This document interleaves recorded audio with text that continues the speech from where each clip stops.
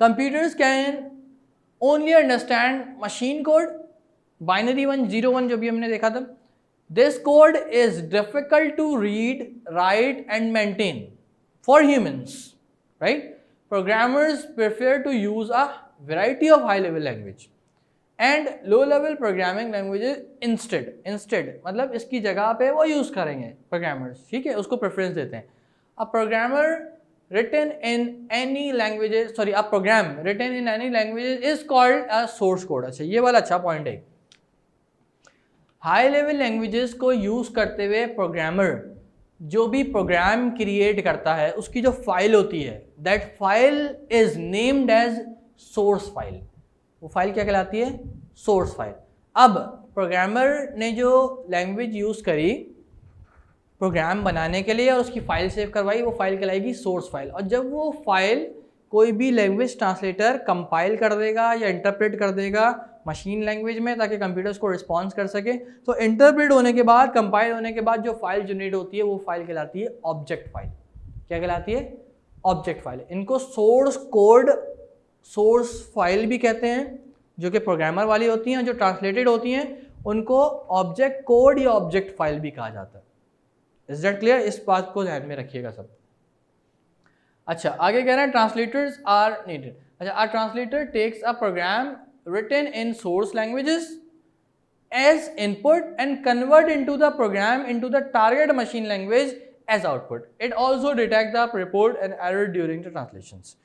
और जितनी भी एरर्स वगैरह इनको रेस करने होते हैं वो वाइल ट्रांसलेटिंग करते हैं. जब वो ट्रांसलेट कर रहे होते हैं तो ट्रांसलेट करते हुए वो उस वक्त वो तमाम एरर जनरेट कर देते हैं अगर उनको लग रहा होता है कि प्रोग्राम में एरर है.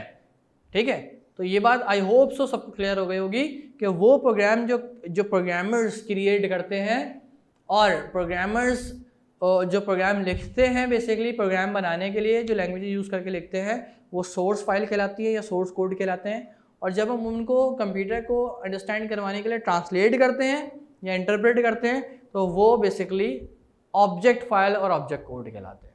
Is that clear? अच्छा, अब हमारे पास रोल क्या है ट्रांसलेटर के? Translating the program input into an equivalent machine language program. ठीक है, इक्विवेलेंट मतलब जिसको कंप्यूटर समझ सकते हैं, उसमें एक ट्रांसलेट करता है. दूसरा रोल क्या है इसका? Providing alert messages. और अगर कोई एरर है तो ये अलर्ट करके हमें बता देगा कि भाई ये एरर वहाँ पे जनरेट कर रहा है, आप इसको रिजॉल्व करें तो आपका टास्क एग्जीक्यूट होगा. Whereas the programmers does not follow the rules of the syntax. अगर प्रोग्रामर कोई रूल सिंटेक्स का फॉलो नहीं कर रहा है, जैसे कि अभी हमने पीछे डिस्कशन किया था कि भाई मैंने सी आउट करवाया था और अगर टर्मिनेटर नहीं लगाया तो इसका मतलब है रूल फॉलो नहीं हो रहा, तो इस चीज़ को वो हाईलाइट कर देगा वाइल ट्रांसलेटिंग. जब ट्रांसलेट हो रहा है तो उस वक्त उसको हाईलाइट कर देगा. Is that clear?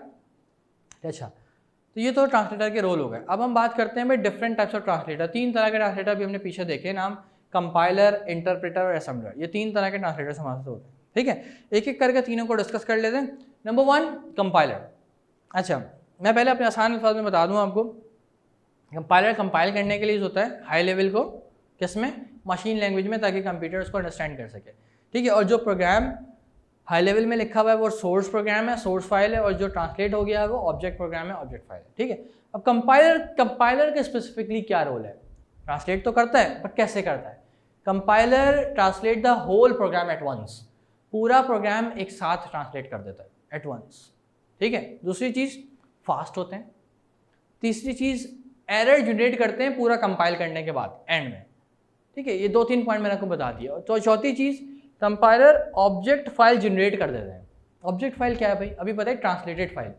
अब जब कंपाइलर से हमने कोई प्रोग्राम ट्रांसलेट करवाया तो उसने जब उसको ट्रांसलेट करा तो उसकी फाइल जो जनरेट करी वो ऑब्जेक्ट फाइल है. अब वो कंपाइलर जनरेट कर देता है ताकि नेक्स्ट टाइम जब हमें उस फाइल को यूज़ करना पड़े तो हम उसकी ट्रांसलेटेड फाइल को यूज़ कर लें, ना कि दोबारा प्रोग्राम को ट्रांसलेट करवा के एरर रिजॉल्व करें. इज दैट क्लियर ना? तो कंपाइलर के कुछ फीचर्स हैं ये. अब हम इसको पढ़ लेते हैं in detail. A compiler translator use to convert high level language into the low level language. Compiler takes time to do its work as it translate the high level code to the lower code all at once. All at once मतलब पूरे का पूरा programme, चाहे वो 10 line का हो, चाहे वो 100 लाइन का हो, चाहे वो 1000 लाइन्स का हो, एक साथ ट्रांसलेट करेगा पूरा program. And create an executable file. Object file की मैं बात कर रहा हूँ, ट्रांसलेटेड फाइल क्रिएट कर देता है कंपाइलर. ठीक है, this translate program can be use again, ताकि वो प्रोग्राम को हम दोबारा यूज कर सके, हर बार हमें ट्रांसलेट ना करवाना पड़े।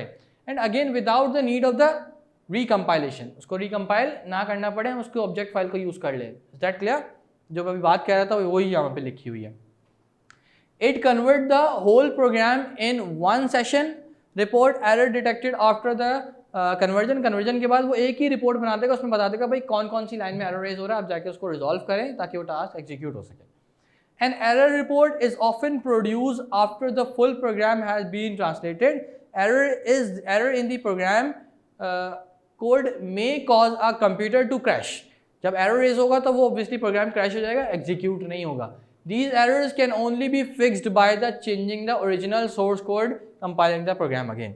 और वो errors कैसे resolve होंगे? जब programmers उन errors को रिजॉल्व करेगा by changing the code, code में जो भी कमी है उसको पूरी करेगा तो एरर रिजॉल्व हो जाएंगे।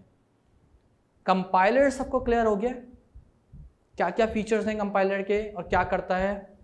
Is that okay?